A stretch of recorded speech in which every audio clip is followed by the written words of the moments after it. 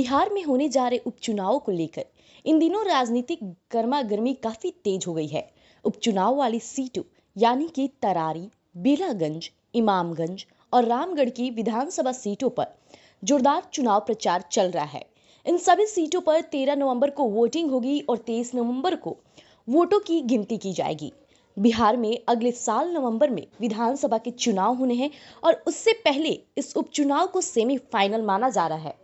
वहीं विपक्षी महागठबंधन की ओर से 3 सीटों पर आरजेडी ने अपने उम्मीदवार उतारे हैं, जबकि एक सीट पर भाकपा माले का प्रत्याशी चुनाव लड़ रहा है। अब सरकार चला रहे एनडीए गठबंधन की ओर से बीजेपी ने 2 सीटों पर, जेडीयू और हिंदुस्तानी अवाम मोर्चा ने एक-एक सीट पर उम्मीदवार उतारा है। इन 4 सीटों पर कुल 38 प्रत्याशी चुनाव मैदान में हैं। बेलागंज विधानसभा सीट पर सबसे ज्यादा 14 उम्मीदवार है। बेलागंज में विश्वनाथ कुमार सिंह आरजेडी के उम्मीदवार हैं। यहां से उनके पिता सुरेंद्र प्रसाद यादव चुनाव लड़ते थे, लेकिन इस लोकसभा चुनाव में सुरेंद्र प्रसाद यादव जहानाबाद से सांसद चुने गए हैं। अब बात किया जाए विश्वनाथ कुमार सिंह का मुकाबला जेडीयू की उम्मीदवार मनोरमा देवी से है। मनोरमा देवी पूर्व एमएलसी है। इस सीट पर चुनावी रणनीतिकार से नेता बने प्रशांत किशोर की जनसुराज पार्टी के मोहम्मद अमजद और एएमआईएम के मोहम्मद जामिन अली हसन भी मजबूती से चुनाव लड़ रहे हैं। अब बात कीजिए रामगढ़ सीट पर सबसे कम 5 उम्मीदवार है। यहां से आरजेडी के उम्मीदवार अजित कुमार सिंह चुनाव मैदान में हैं। अजित कुमार सिंह बिहार में आरजेडी के अध्यक्ष जगदानंद सिंह के बेटे हैं। रामगढ़ सीट अजित कुमार सिंह के भाई सुधाकर सिंह के बक्सर से लोकसभा सांसद जाने की वजह से खाली हुई है। अब आरजेडी को उम्मीद है कि वह इस सीट पर फिर से जीत दर्ज करेगी। लेकिन सबसे बड़ी बात तब हो जाती है जब बीजेपी ने यहां से अशोक कुमार सिंह को टिकट दिया है। अशोक कुमार से इस सीट से 2015 में चुनाव जीते थे, लेकिन पिछले चुनाव में वह यहां तीसरे नंबर पर रहे थे। पिछले विधानसभा चुनाव में बसपा यहां दूसरे नंबर पर रह रही थी। वहीं बसपा ने सतीश कुमार सिंह यादव को, जबकि जनसुराज ने सुशील कुमार सिंह को प्रत्याशी बनाया है।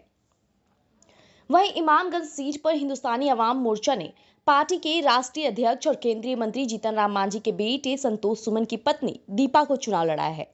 अब संतोष सुमन नीतीश कुमार की सरकार में मंत्री है। यह सीट जीतन राम मांझी के गया से लोकसभा सांसद बनने की वजह से खाली हुई है। यहां से आरजेडी के उम्मीदवार रोशन मांझी और पूरे दमखम के साथ चुनाव लड़ रहे हैं। एमआईएम की ओर से कंचना पासवान और जनसुराज के जितेंद्र पासवान ने इस सीट पर मुकाबले को बेहद नजदीकी बना दिया है। अगर बात की जाए तरारी सीट पर, तो एमएल के उम्मीदवार राजू यादव हैं। इस सीट से आरा के वर्तमान सांसद सुदामा प्रसाद लगातार 2 बार चुनाव जीत चुके हैं। राजू यादव के खिलाफ बीजेपी ने विशाल प्रशांत को टिकट दिया है। विशाल प्रशांत कई बार विधायक रहे सुनील पांडे के बेटे हैं। सुनील पांडे 2020 में निर्दलीय चुनाव लड़ते हुए दूसरे नंबर पर रह रहे थे। अब एनडीए के सामने बिहार में महागठबंधन के अलावा एक चुनौती प्रशांत किशोर भी है, और प्रशांत किशोर ने पूरे बिहार का दौरा किया है और वह उपचुनाव के साथ ही विधानसभा चुनाव भी पूरी तैयारी के साथ लड़ रहे हैं। प्रशांत किशोर ने हाल ही में जनसुराज पार्टी की स्थापना भी की है, जिसके बाद से चर्चाएं और भी ज्यादा तेज हो गई है। तो जैसा कि अभी आपने सुना कि तमाम कौन सी सीटों पे कौन से प्रत्याशी चुनाव लड़ रहे हो और ये मुकाबला कितना दिलचस्प रहने वाला है, ये तो देखने वाली बात हो जाएगी। इतना ही नहीं, बात की जाए आरजेडी, प्रशांत किशोर की पार्टी और एनडीए गठबंधन के साथ साथ कई पार्टी घटक के दलों के प्रत्याशी काफी जोरों शोरों के साथ अपनी तैयारी में लग चुके हैं।